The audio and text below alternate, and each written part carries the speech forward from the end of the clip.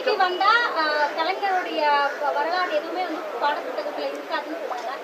அதே போல நாம் தமிழர் கட்சியும் ஆட்சிக்கு அமைத்தால் இது போல நடவடிக்கை எடுக்குமா, இல்ல பிரபாகரன் இவர்களுடைய வரலாறு எதுவும் அதில் இணைக்கப்படுமா? அதுக்கான நாங்க வந்தா எங்க இன வரலாறு தான் இருக்கும். திராவிடர்கள் வந்தா அவங்க இன வரலாறு இருக்குது. அதுக்காவது அண்ணன் ஜெயிக்கணும்னு வேண்டிக்க. மீண்டும் மத்தியில காங்கிரஸ் கவர்மெண்ட் வந்தா ராமர் கோயில் இடிக்கப்படும் இந்திய பிரதமர்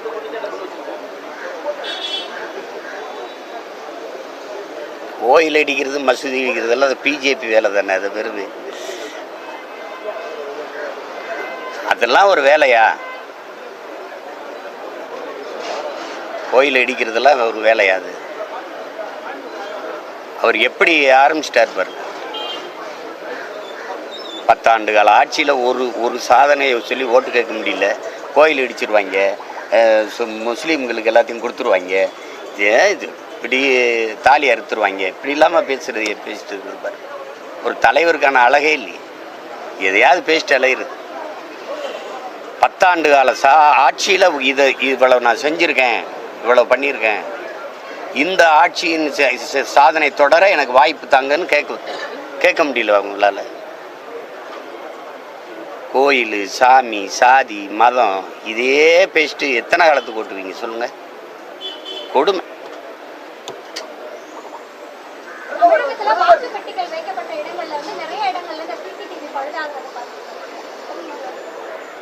பழுதாகும் தானே தங்கச்சி,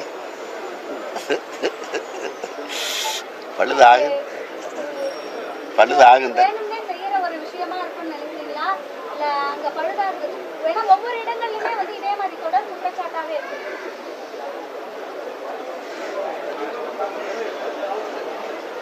இது பலமுறை நம்மள சொல்லிட்டோம்.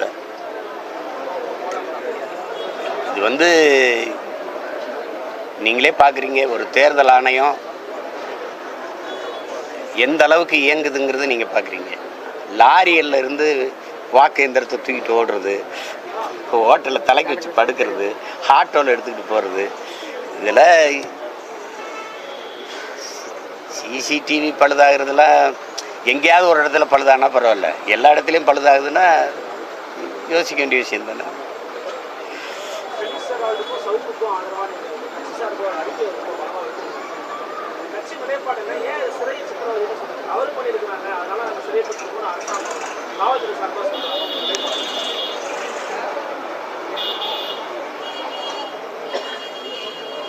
தம்பி சவுக்கு சங்கர் வந்து பேசுனது தவறு. இப்போ நான் உங்களுக்கு தனிப்பட்ட முறையில் அதை விளக்க கடமைப்பட்டிருக்கேன். ஒரு பெண் வந்து என்னை பற்றி தவறாக 15 ஆண்டுகளாக பேசிட்டு இருக்கும்போது நீங்கள் எல்லா ஊடகவியலாளர்களும் அதை பற்றி கவலைப்படாமல் கொண்டாடிட்டு தான் இருந்தீங்க. எல்லாம் அரசு இல்லாதில். எனக்கு ஒரு குடும்பம் இருக்குது, எனக்கு 2 பசங்க இருக்காங்க, எனக்கு மனைவி, எனக்கு அம்மா, அப்பா, மாமியார் எல்லாம் இருக்காங்க. அப்படிங்கிறதுலாம் யாருக்கும் நினைவில் இல்லை. ஆனால் ஏடிஜிபி அருண் அப்படின்னு நீங்கள் பார்க்குறீங்க. அவருக்கு 2 பெண் குழந்தைங்க இருக்காங்க, 2 பேருமே படிக்கிறாங்க கல்லூரியில். என் தங்கச்சிங்க. தன்னுடைய தந்தையை பற்றி நீங்கள் பேசுகிறத என் பிள்ளைங்க போய் எப்படி தன் தோழிகளை எதிர்கொள்வாங்க? எப்படி அதெல்லாம் யோசிக்கணும். சமூகத்தில் நீங்கள் எதையுமே யோசிக்காமல் எதையாவது பேசிவிட்டு போயிடுங்க. அப்படி பண்ணக்கூடாது. அது வந்து தம்பி சவுக்கு சங்கர் பெண் காவலர்களோட ஐயா ஏடிஜிபி அருண் அவர்களை இணைச்சி பேசுனதுங்கிறது தவறு. அதுக்கு இந்த கைது நடவடிக்கைங்கிறத நான் கண்டிக்கலை.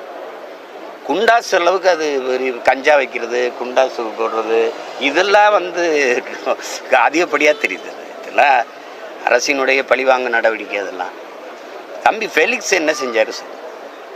இப்போ நான் வந்து என் தலைவனை ஆதரித்து பேசுகிறேன் அப்படின்னா நான் தான் பொறுப்பேற்கணும். இல்லையே இந்த ஊடகம் ஏதாவது பொறுப்பேற்குமா?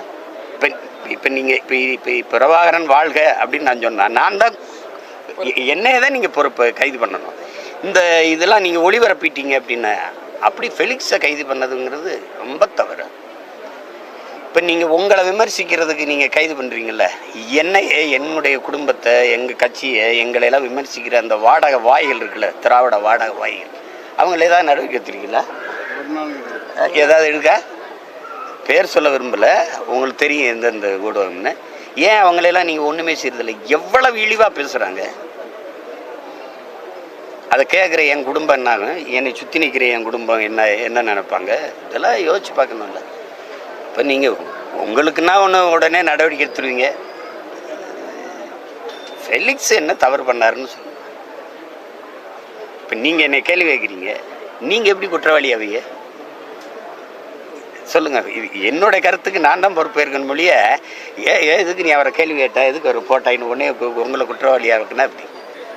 ஃபெலிக்ஸை கைது பண்ணது ரொம்ப பெரிய தவறு, ரொம்ப பெரிய தவறு. அது